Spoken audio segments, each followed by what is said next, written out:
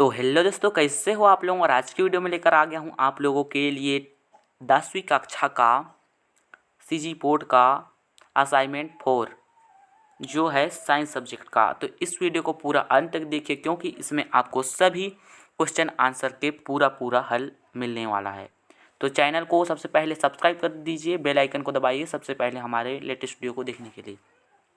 अगर आप 10 like complete कर दोगे तो आपको PDF डाउनलोड लिंक डिस्क्रिप्शन में दे दिया जाएगा। तो इसमें पहला है प्रश्न 1, मानव के श्वसन तंत्र का नामांकित चित्र बनाकर श्वसन की प्रक्रिया लिखिए। तो इसमें आपको सबसे पहले यहाँ चित्र बनाना है। आप देख सकते हो वीडियो को रोक के।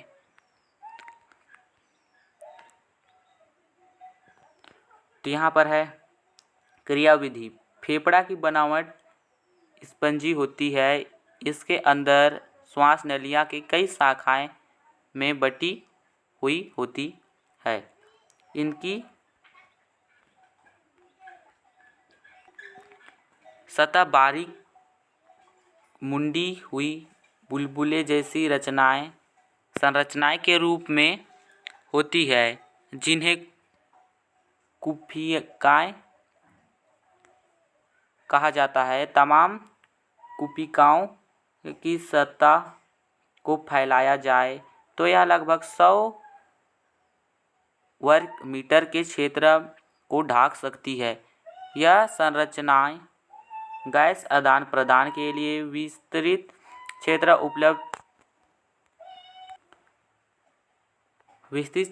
उपलब्ध करवाती है। फेफड़ा में हवा और रक्त की कोशिकाओं के बीच की यह सतह अत्यंत महीन होती है। हृदय में जाने वाला रक्त यहाँ ऑक्सीजन युक्त हो जाता है। हमारे शरीर का यह सबसे दुर्बल हिस्सा भी है। सांस लेने में व सांस छोड़ने शरीर की उन गतिविधियों में से एक है जो हमारी कोशिकाओं का अंदरूनी पर्यावरण एक सा बनाए रखने का काम करती है। हमारे शरीर में पेशियों द्वारा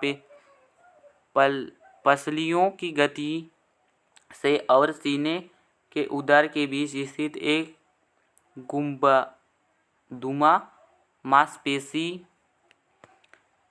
मध्यपट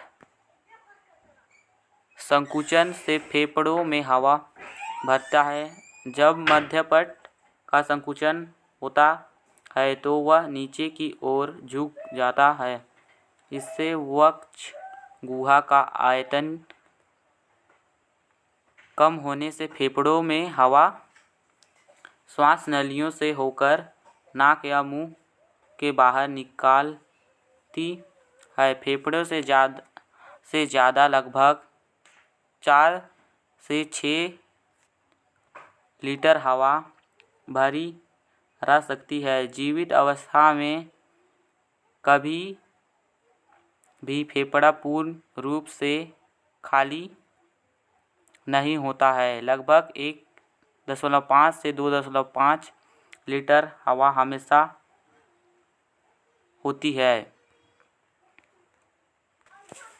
प्रश्न 2 है प्लास्टर ऑफ पेरिस क्या है।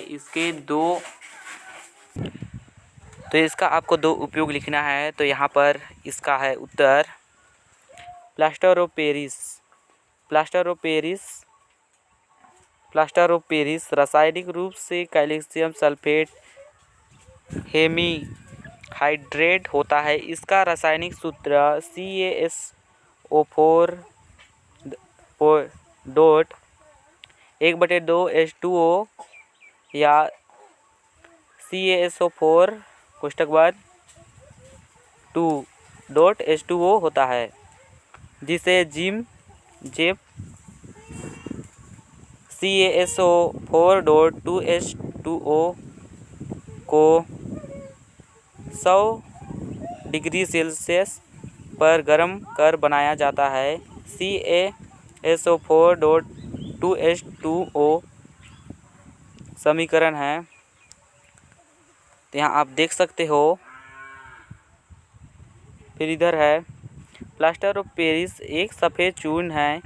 यह जल के साथ मिलने पर पुनः जिप्सम में परिवर्तित हो जाता है, जो एक कठोर पदार्थ है। तो यहाँ पर इसका समीकरण है।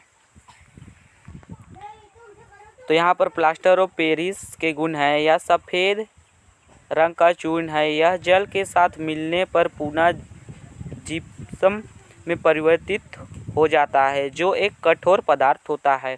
प्लास्टर ऑफ पेरिस के उपयोग। इसका उपयोग डॉक्टर टूटी हुई हड्डियों को सही स्थिति में रखने के लिए करते हैं, मूर्तियाँ और खिलौने बनाने में। तो प्रश्न 3 है, मनुष्य के हस्तक्षेप के कारण आपके आसपास पर्यावरण को हो रहे नुकसान के बारे में लिखिए। तो इसका उत्तर है, मनुष्य कई तरह से पारिस्थितिक तंत्र में परिवर्तन में दुष्प्रभाव डालता है, जैसे कि नुकसान पहुंचने वाले कीट और सूक्ष्म जीवों से बचाने के लिए धान की तरह अन्य फसलों में भी विभिन्न कीटनाशक, कवकनाशी, शाकनाशी आदि दवाओं का उपयोग किया जाता है।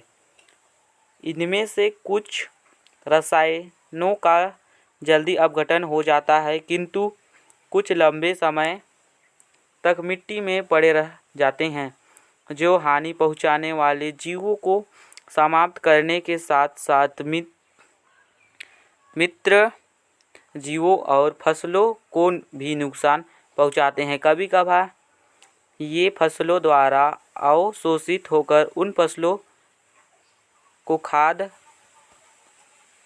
खाने वाले मनुष्य और पशुओं के शरीर में पहुंच जाते हैं और उन अनेक रोग भी उत्पन्न करते हैं। कुछ रासायनिक जब लंबे समय तक मिट्टी में पड़े रह जाते हैं, तब मिट्टी के भौतिक एवं रासायनिक गुणों में परिवर्तन आ सकता है और फसल उत्पादन कम हो सकता है। ऐसे मिट्टी को फिर से उपजाऊ बनाने बहुत कठिन होता है। अतः पर्यावरण को हानि पहुंचाने वाले कृत्रिम तरीकों एवं रासायनिक का उपयोग विशेषज्ञों की सलाह से किया जाना चाहिए, ताकि हमारा पर्यावरण और हम सुरक्षित रह सकें। आगे है प्रश्न 4, साबुन और अपमर्जक में कोई 3 अंतर लिखना है। तो इसमें है साबुन और इसमें है अपमर्जक। साबुन यह वैश्वीय अम्लों के सोडियम तथा पोटेशियम लवण है। दूसरा है, यह कठोर जल के साथ आसानी से झाग नहीं देता। इसमें कम आर्द्रता गुण होता है। इसमें है अपमर्जक, यह सल्फोनिक अम्लों के सोडियम या पोटेशियम लवण होते हैं। यह कठोर जल के साथ भी आसानी से झाग देते हैं। साबुन की अपेक्षा इसमें अधिक आर्द्रता पाया जाता है।